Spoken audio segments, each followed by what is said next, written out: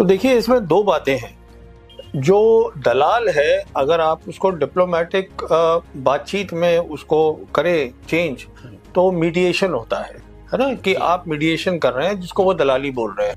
तो दलाली इसलिए बोल रहे हैं क्योंकि उनको फ्रस्ट्रेशन हो रही है। पर असलियत जो है वो मैं आपको बताता हूँ क्या असलियत है। देखिए असलियत ये है कि ये एक बहुत ही बड़ी लड़ाई है जो हो रही है वेस्ट एशिया में, और इसकी जो पीस टॉक्स हैं, जो भी मुल्क इस पीस टॉक्स का वेन्यू होगा जहां पीस टॉक्स होंगी, और जो मीडिएट कर रहा है, इसका मतलब ये होता है कि जैसे आज की दुनिया है, जो हम सब जानते हैं कि एक मल्टीपोलर दुनिया है जिसमें तीन बड़ी बड़ी ताकतें हैं, वो है चाइना, रशिया और अमेरिका। तो इसमें क्या होगा कि एक तो जो देश है जहां हो रही है बात, वो दोनों पार्टी को कबूल होना चाहिए, मतलब अमेरिका और ईरान को। पहली बात तो ये है। अब क्योंकि ये मैं जैसे कह रहा था, इस जंग का बहुत बड़ा मतलब है दुनिया में, तो ये भी कबूल होना चाहिए जो बाकी ताकतें हैं, जैसे चीन है और रशिया है।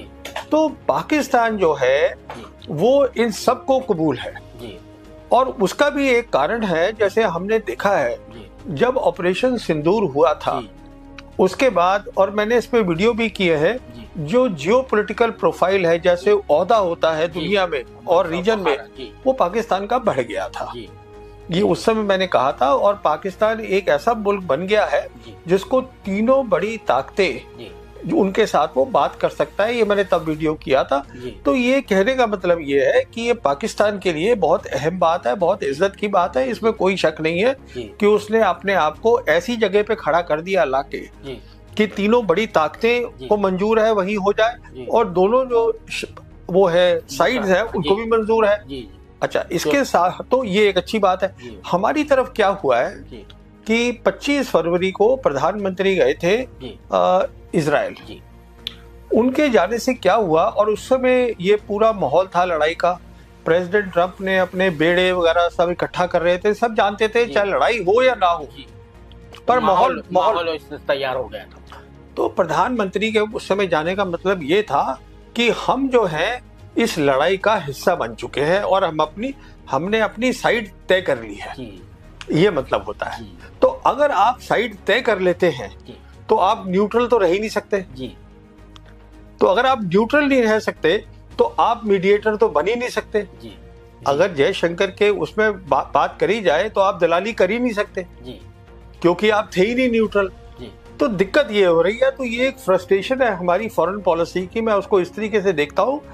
पर जयशंकर जो, जैसे आपने बताया, डिप्लोमेट है इतने साल, ये तो ये शोभा नहीं देता, और हमारे देश को शोभा नहीं देता कि हमारा जो एक्सटर्नल अफेयर्स मिनिस्टर हो, कोई भी हो, इस तरीके की बात करे। क्योंकि ये मुझे भी बहुत हैरानी हुई सुनकर कि हम इतने बड़े मुल्क हैं और हमारा विदेश मंत्री इस तरीके की बात कर रहा है। इसका कोई रेमिफिकेशन नहीं है। इससे सिर्फ यही दिखता है कि हमें जो है डिप्लोमेसी जो है हमारी जो है वो कामयाब नहीं हुई है।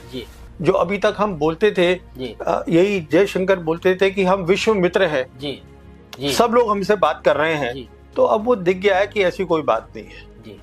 तो इसका ये रेमिफिकेशन है कि तो जो पूरी फॉरेन पॉलिसी है जो उन्होंने बनाई थी, एक नैरेटिव बनाया था, अब वो दिख रहा है कि वो ठीक नहीं है। नैरेटिव भी गलत था, फॉरेन पॉलिसी गलत है कि आप एक साइड ले रहे हैं जबकि लड़ाई होने वाली है।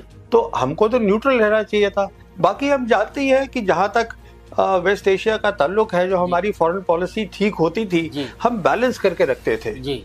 इजराइल के साथ भी हमारे ताल्लुक रहे हैं, मतलब 1993 से बन गए थे। तो दूसरी तरफ क्या था कि ये हमारे ईरान के साथ बहुत पुराने ताल्लुक है हमारे, तो और फिर हम ये 2 स्टेट पैलेस्टीनियन की भी बात करते थे, वो अब सरकार ने खत्म कर दिया है, साइड ले ली है।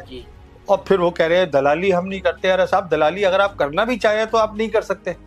बात ये है सारी। देखिए, जैसे मैं कह रहा था आपसे कि हमने साइड चुन ली है, और हमारे वो हर पहलू में प्रधानमंत्री ने, जैसे कि उनके सुप्रीम लीडर है, उनकी हत्या कर दी गई, उसमें कोई बयान नहीं आया। ये बच्चे मारे गए, उसमें बयान नहीं आया। तो साइड तो हमने ले लिया, और 25 फरवरी को खुल के साइड ले ली हमने, तो बात ही खत्म हो गई।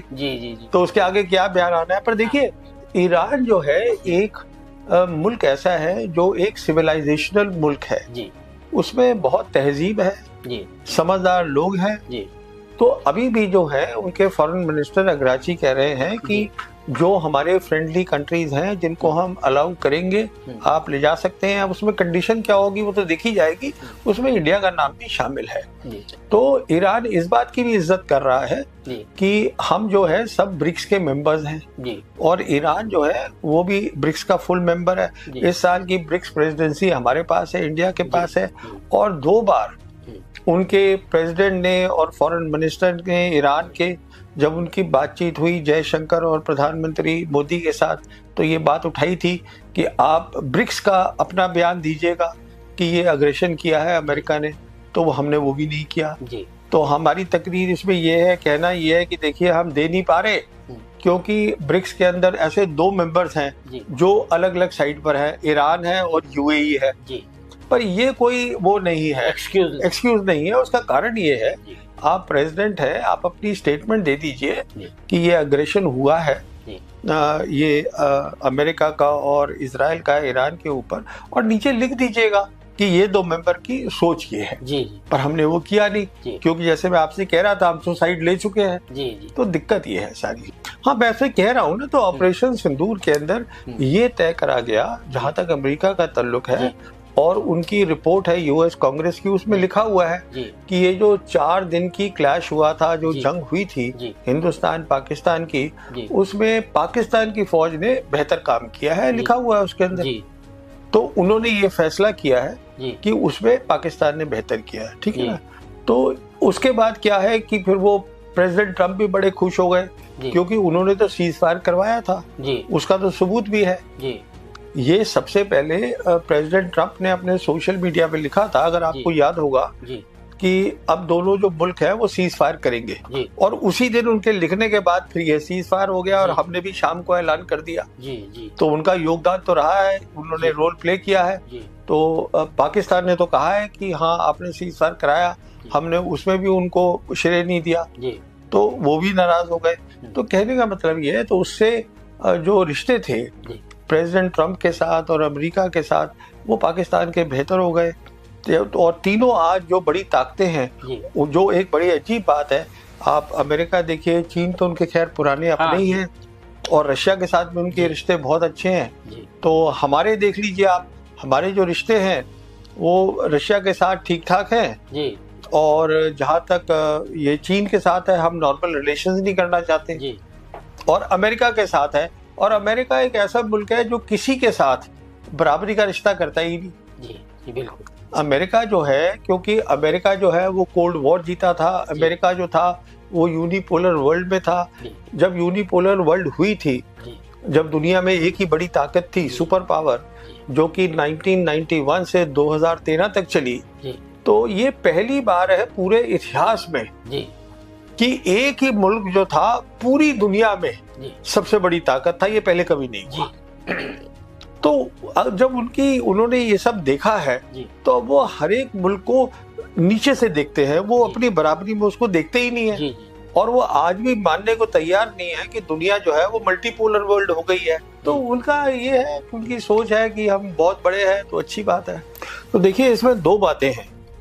जो दलाल है, अगर आप उसको डिप्लोमेटिक बातचीत में उसको करें चेंज, तो मीडिएशन होता है ना, कि आप मीडिएशन कर रहे हैं, जिसको वो दलाली बोल रहे हैं। तो दलाली इसलिए बोल रहे हैं क्योंकि उनको फ्रस्ट्रेशन हो रही है, पर असलियत जो है वो मैं आपको बताता हूँ क्या असलियत है। देखिए असलियत ये है कि ये एक बहुत ही बड़ी लड़ाई है जो हो रही है वेस्ट एशिया में और इसकी जो पीस टॉक्स हैं, जो भी मुल्क इस पीस टॉक्स का वेन्यू होगा जहां पीस टॉक्स होंगी और जो मीडिएट कर रहा है, इसका मतलब ये होता है कि जैसे आज की दुनिया है जो हम सब जानते हैं कि एक मल्टीपोलर दुनिया है जिसमें 3 बड़ी बड़ी ताकतें हैं, वो है चाइना, रशिया और अमेरिका। तो इसमें क्या होगा कि एक तो जो देश है जहां हो रही है बात, वो दोनों पार्टी को कबूल होना चाहिए, मतलब अमेरिका और ईरान को। पहली बात तो ये है। अब क्योंकि ये मैं जैसे कह रहा था, इस जंग का बहुत बड़ा मतलब है दुनिया में, तो ये भी कबूल होना चाहिए जो बाकी ताकतें हैं, जैसे चीन है और रशिया है, तो पाकिस्तान जो है वो इन सब को कबूल है जी।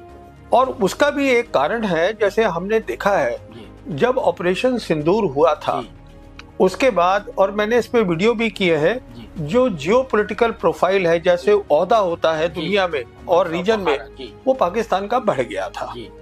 ये उस समय मैंने कहा था, और पाकिस्तान एक ऐसा मुल्क बन गया है जिसको तीनों बड़ी ताकतें जो उनके साथ वो बात कर सकता है। ये मैंने तब वीडियो किया था।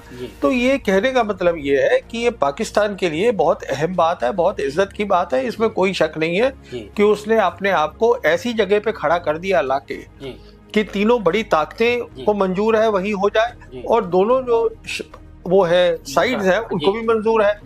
अच्छा, इसके साथ तो ये एक अच्छी बात है। हमारी तरफ क्या हुआ है कि 25 फरवरी को प्रधानमंत्री